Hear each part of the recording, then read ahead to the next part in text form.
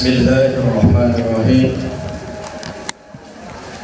Assalamualaikum warahmatullahi wabarakatuh.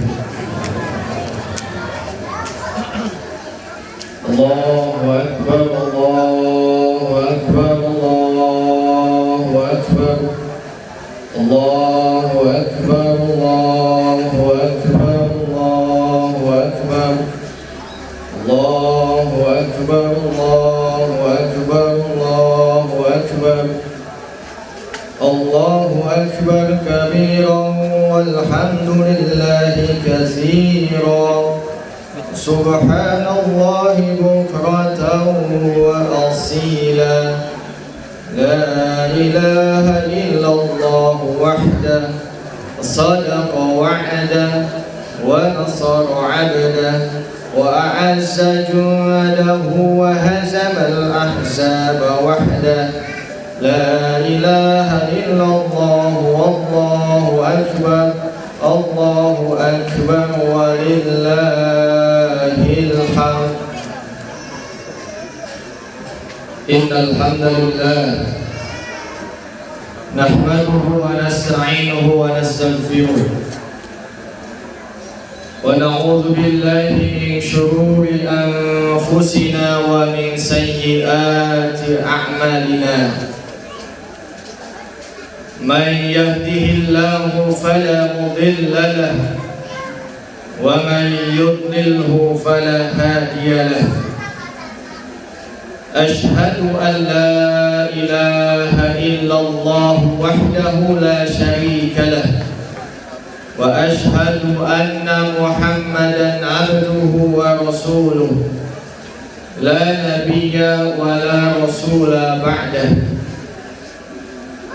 Allahumma salli wa sallim ala Muhammad wa ala ali Muhammad kama sallaita ala Ibrahim wa ala ali Ibrahim innaka Hamidum Majid.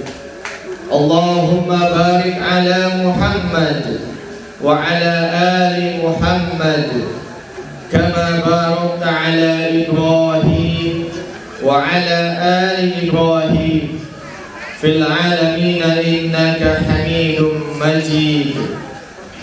Wa qala Allah ta'ala fi kitabihil 'azim wa huwa asdaqul qailin. A'udzu billahi minasy syaithanir rajim. Bismillahir rahmanir rahim.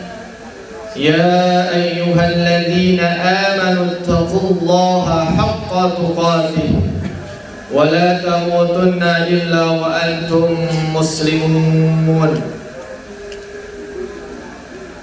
Ayuhan nas ittaqullaha wa ta'atihi la'allakum turhamun. Amma ba'd. Allahu akbar, Allahu akbar, Allahu akbar walillahil hamd. Ma'asyiral muslimin wal muslimat rahimakumullah. Seraya marilah kita memanjatkan segala puja dan puji syukur kehadirat Allah Subhanahu wa taala. Pagi hari yang mulia ini, hari di mana Idul Fitri, kita kembali kepada kesucian fitrah yang menjadi hakikat penciptaan manusia. Di hari yang kemenangan ini, mudah-mudahan Allah senantiasa menerima segala amal ibadah kita, sujud tilawah kita, dan tentunya doa-doa yang senantiasa kita panjatkan. Dan di hari kemenangan ini, mudah-mudahan Allah senantiasa mencabut segala wabah penyakit yang menimpa umat manusia yang ada di muka bumi ini. Di hari kemenangan ini, mudah-mudahan kaum muslimin kembali meraih kejayaan, izzah, kemuliaan di hadapan Allah Subhanahu wa taala. Salawat dan salam semoga Allah tetap limpah curahkan kepada Nabi kita Nabi Muhammad sallallahu alaihi wasallam, kepada keluarganya, sahabatnya, tabi'in, tabi'in, dan mudah-mudahan kepada kita selaku umatnya yang senantiasa istiqamah menjalankan ajarannya.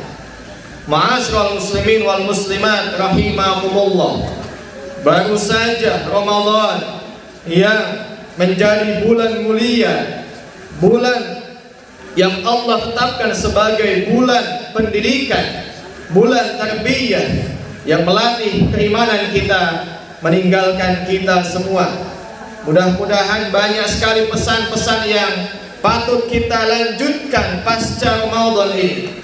Paling tidak pendidikan-pendidikan yang itu mendidik tentang nilai-nilai tauhid kepada kita semua. Ma'asyiral muslimin wal muslimat rahimakumullah, bicara masalah pendidikan tauhid yang itu menjadi pesan penting dalam ayat-ayat Al-Quran. Kalau kita mau rumuskan apa esensi tujuan ketika Allah mengutus Nabi dan Rasulnya, ketika Allah mengutus Al-Quran, begitupun juga hadis-hadis Nabawi, satu kalimat saja simpulnya disimpulkan dengan tujuan at-tauhid, la ilaha illallah Muhammadur Rasulullah. Maka semua aspek, semua ujian, setiap pendidikan, setiap musibah, apapun yang menimpa dalam hidup ini mesti dikaitkan dengan la ilaha illallah. Maka jika apapun yang menimpa kehidupan kita pada ujungnya tidak menambah keyakinan kita kepada Allah, tidak merasa yakin bahwa Allah Subhanahu wa Ta'ala yang menentukan semua hidup ini, maka di situ ada kegagalan. Andai saja dengan pandemi ini manusia takut dengan matinya, andai saja dengan pandemi ini manusia takut dengan ke masjidnya, andai saja manusia dengan pandemi ini takut untuk bersilaturahim, maka ketakutan yang terjadi itu menandakan kegagalan tauhid kepada Allah Subhanahu wa Ta'ala. Sebab kenapa? Hakikatnya tidak ada yang menimpa yang terjadi di dunia ini kecuali atas izin Allah. Maka yang patut ditakuti itu bukan kematiannya, kematian adalah kepastian, tetapi sejak detik-detik ajal akan menjemput kita, pertanyaannya adalah sedang apa dan apa kebaikan yang sedang kita lakukan saat itu. Jangan sampai ketika justru Allah Subhanahu wa Ta'ala melalui malak Israel, malah kita sedang lupa kepada Allah, malah kita sedang menduakan Allah dengan Tuhan yang lainnya. Ma'asyiral muslimin wal muslimat rahimakumullah.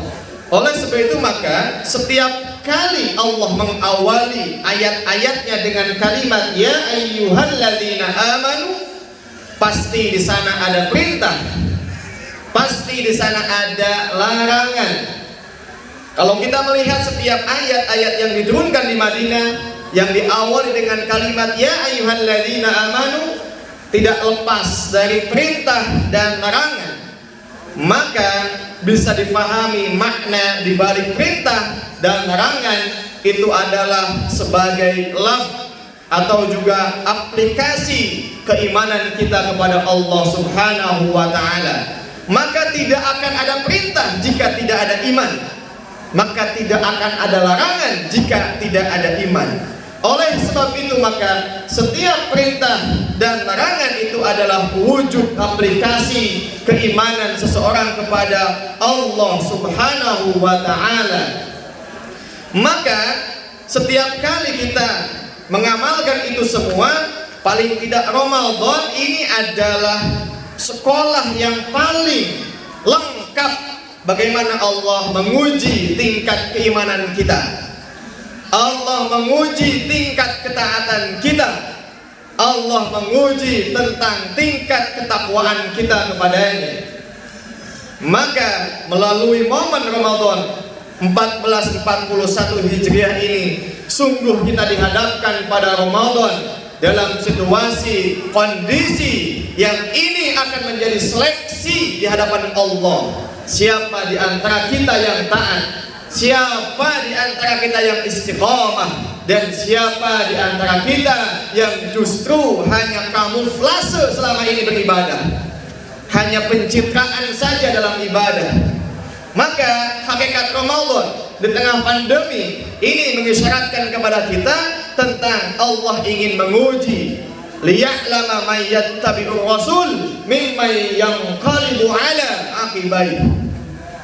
Allah ingin melihat siapa di antara kaum mukminin yang mengaku iman masih istiqamah dan siapa yang sebaliknya. Oleh sebab itu maka ma'asyiral muslimin wal muslimat rahimakumullah, ujian puasa, ujian tarawih, ujian infak sedekah, ujian melaksanakan segala perintah Allah di bulan ini adalah bulan yang paling lengkap. Hakikatnya Allah ingin mengembalikan kemuliaan, tidak ada Tuhan selain Dia. Kalau kita melihat apa penyebab pandemi ini, paling tidak kalau kita melihat kepada ayat-ayat yang Allah turunkan, Allah tidak mungkin menimpakan suatu musibah kecuali Allah ingin mengingatkan umat manusia tentang penyimpangan-penyimpangannya kepada Tuhan selain Allah. Kalau mau dibahasakan, virus ini datang, hakikatnya Allah ingin menunjukkan kekuasaannya di tengah keangkuhan para pemimpin-pemimpin dengan kekuasaan itu, yang padahal itu adalah baju kebesaran Allah Subhanahu wa Ta'ala. Allah ingin menyampaikan bahwa di balik makanan-makanan, minuman-minuman yang telah Allah sampaikan perintah dan larangannya tidak boleh disepelekan. Buktinya ketika virus ini awalnya ada hingga dan habitatnya pada hewan dan binatang yang khaba'ith. Khaba'ith itu adalah binatang yang menjijikkan, binatang yang tidak layak dikonsumsi. Namun ketika manusia melampaui batas-batas itu, seakan-akan tidak ada yang halal, seakan-akan tidak ada yang thayyib. Mereka seenaknya membunuh binatang-binatang tak berdosa, kelelawar, kemudian binatang khaba'ith itu dimakan bahkan dikonsumsi. Maka jangan salahkan virus itu kemudian pindah tempatnya ketika habitat mereka dihabisi, kemudian habitat mereka ternyata dipindahkan melalui makanan-makanan tadi. Ma'asyiral muslimin wal muslimat rahimakumullah. Maka apa pesan utamanya? Pesan utamanya bukan dengan pandemi ini kita malah semakin takut, justru malah kita semakin taubat kembali kepada aturan Allah Subhanahu wa Ta'ala. Maka dalam hal makanan minuman saja manusia sudah diingatkan, apalagi pun demikian dengan aturan-aturan yang lain. Maka solusi untuk kembali kepada jalan Islam, solusi kepada syariat Islam ini menjadi keniscayaan. Di tengah-tengah pandemi virus ini Allah mengingatkan, Allah mengutus junudun min junudillah, tentara-tentara Allah.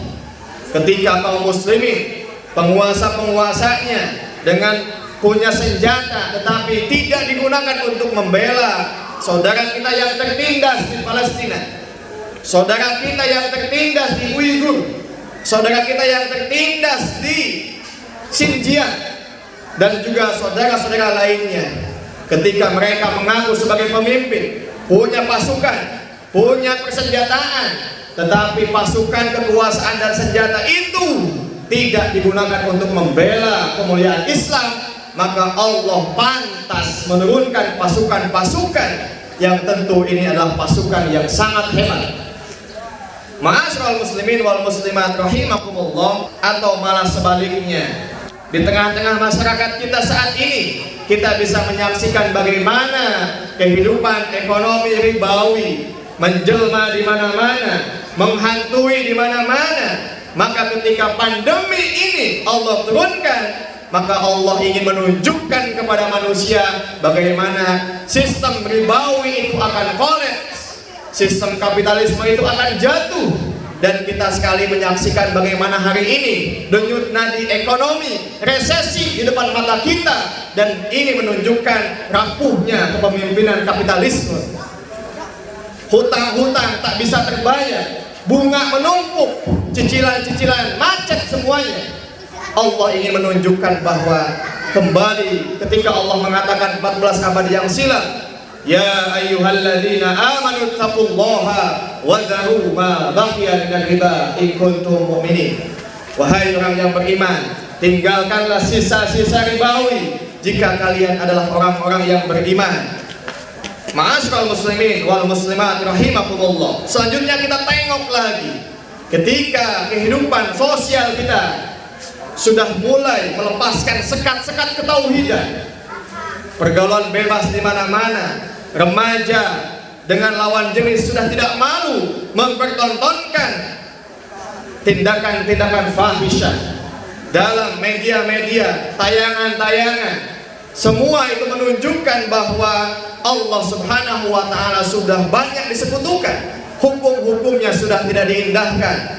Bahkan juga maksiat bukan lagi hal yang sesuatu yang dijauhi. Bahkan dengan bangganya mereka memvideokan, memfilmkan, menunjukkan kemaksiatan itu di tengah khalayak. Ketika zina sudah mulai merebak di mana-mana, ketika pencurian sudah mulai terjadi di mana-mana, ketika fahisyah sudah terjadi merebak di mana-mana, bukankah Allah sangat benci dengan itu semua? Dan dalam waktu yang sama justru yang menyampaikan kebenaran ditangkap, menyampaikan kebenaran dipersekusi, bahkan dipenjara. Ini menunjukkan bahwa situasi ini tidak bisa dibiarkan begitu saja. Maka paling tidak pandemi COVID-19 ingin mengajarkan kepada kita, wahai umat manusia, tidak ada sistem yang paling hebat untuk mengurus, mengatur masyarakat kecuali ajaran Islam. Islam sudah jelas menyampaikan bagaimana batasan aurat laki-laki dan perempuan.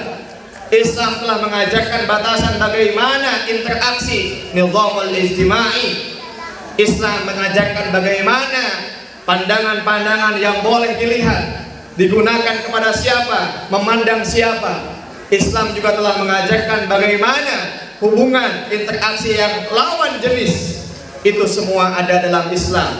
Maka jika sendi-sendi aturan ini sudah tidak diindahkan, jangan salahkan Allah jika di sana sini banyak terjadi perzinahan. Seorang anak yang tidak punya bapaknya, anak gadis yang kehilangan walinya, begitupun juga seorang perawan yang kehilangan keperawanannya akibat jahatnya sistem yang hari ini ada di tengah-tengah kita.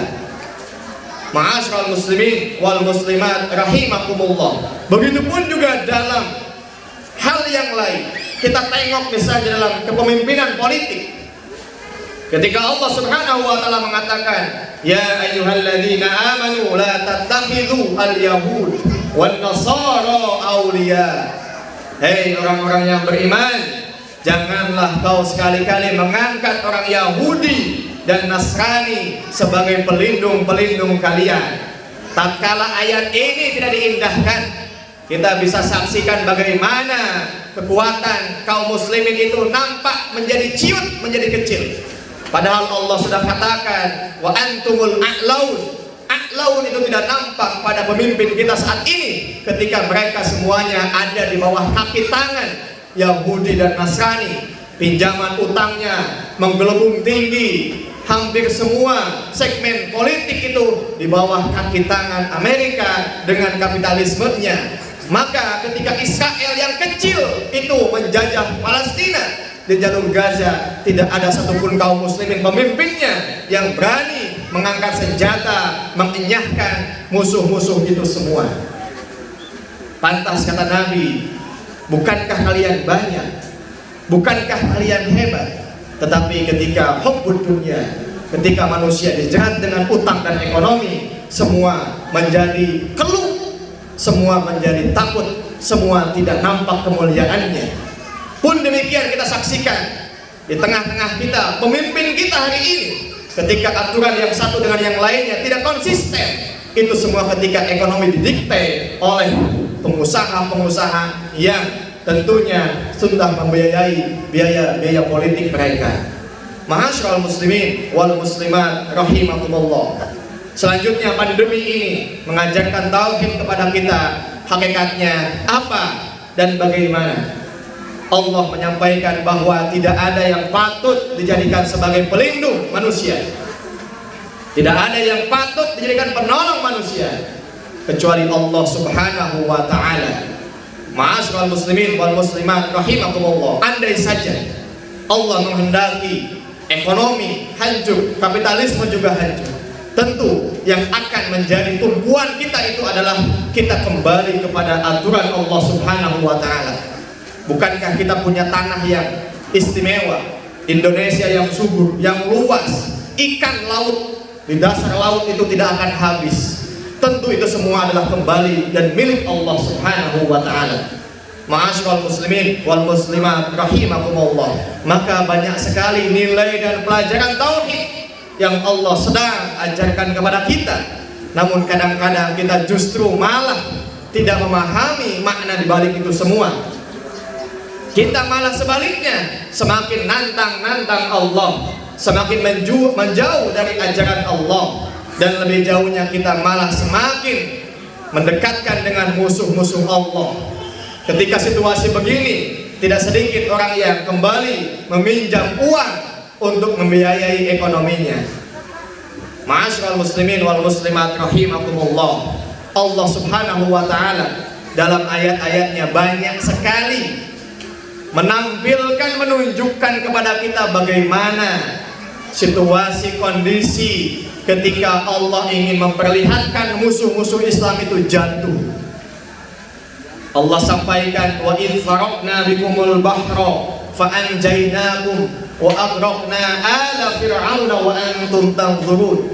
Dan ingatlah Musa dan pengikutnya ketika kami belah lautan itu, wa aghraqna, dan kami tenggelamkan ala fir'auna, Fir'aun dan bala tentaranya, wa antum tanzurun, dan saat itu kalian menyaksikan.